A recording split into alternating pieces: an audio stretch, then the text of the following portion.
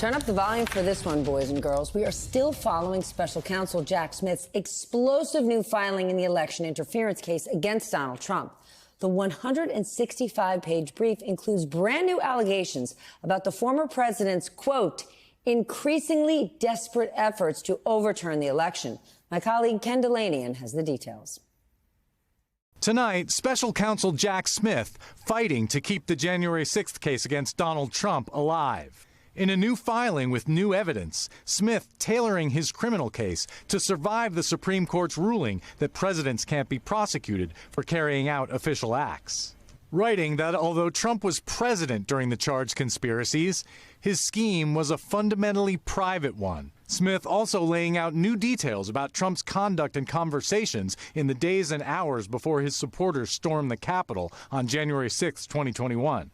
After Trump began claiming fraud even as votes were still being counted, the special counsel quotes a Trump aide as saying, "Make them riot." But the bulk of new revelations involve Trump's alleged interactions with Vice President Mike Pence, based on 5 pages of notes by the vice president. The special counsel saying Pence gradually and gently tried to convince the defendant to accept the lawful results of the election, including a private lunch in December where Pence encouraged Trump not to look at the election as a loss, just an intermission.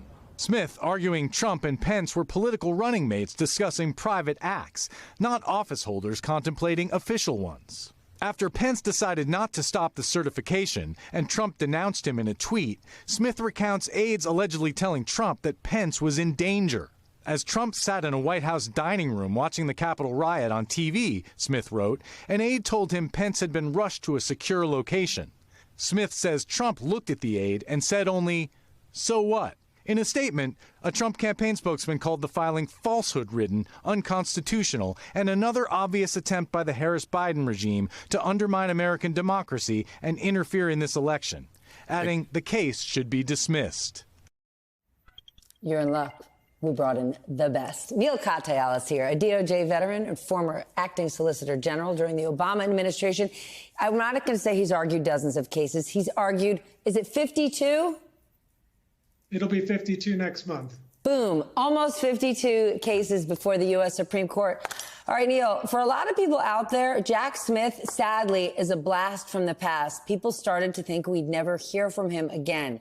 So help us out. This is the most detailed breakdown of his findings yet. What did we learn and why now? So first, Steph, I just got to say you're the best. Thank you for that retrospective you just did about October 2nd, and because there's so much amnesia about Donald Trump, and every day was just nuts, not just COVID, but the shootings, the deficits, the unemployment, Trump trying to sue to get rid of Obamacare. He certainly didn't save it, all of that. And so I think Americans really need to remember what happened. And the filing today by Jack Smith is part of that whole remembrance. It's an exquisitely written document. It's really lawyering at its best, and it tries to tell the story of what Donald Trump did on January 6th and in the days before it. Now, why do we have this filing? Why is it here? Because the Supreme Court in July said that presidents have immunity for their official acts. Okay, so Jack Smith says that's fine. What Trump did on January 6th and before January 6th, Smith argues, is not official.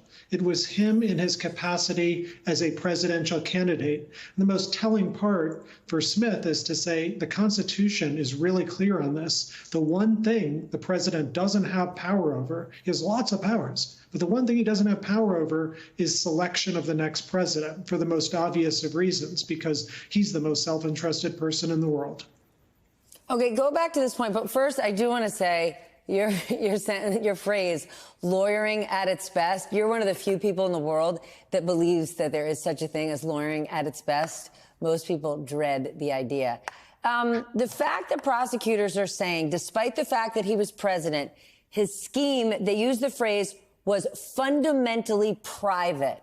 Explain that, and what do you make of the argument?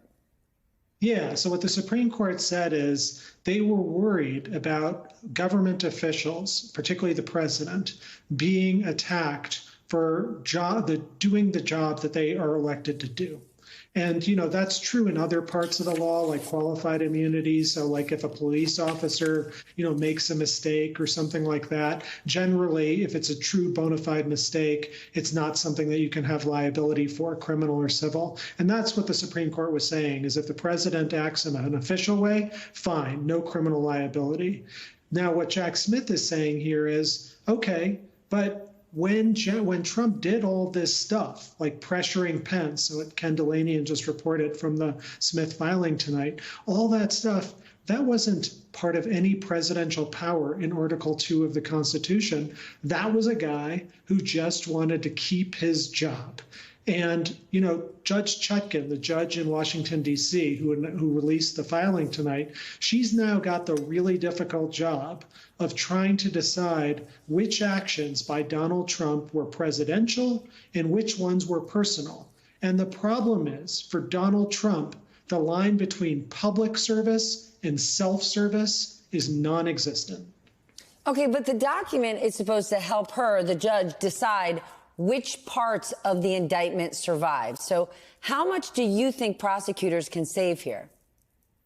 I think they can save everything. I mean, it's a totally compelling document. Trump is going to try and file his brief. It was due on October 17th, but his lawyers today were asking for more time. No surprise there. They're, the kings of delay. They're asking for 5 more weeks. Jack Smith will then respond to that filing, and then Judge Chutkan will decide. I don't think this is actually a very difficult thing for her to decide. I think the case for the president having any constitutional powers in this area is non-existent, but she'll decide. It'll go to the Court of Appeals. It may even go back to the U.S. Supreme Court. All of this is part of Donald Trump's master plan to make sure he's never had to face the music before the 2024 election, because if he wins, he's going to pull the plug on Jack Smith on day one.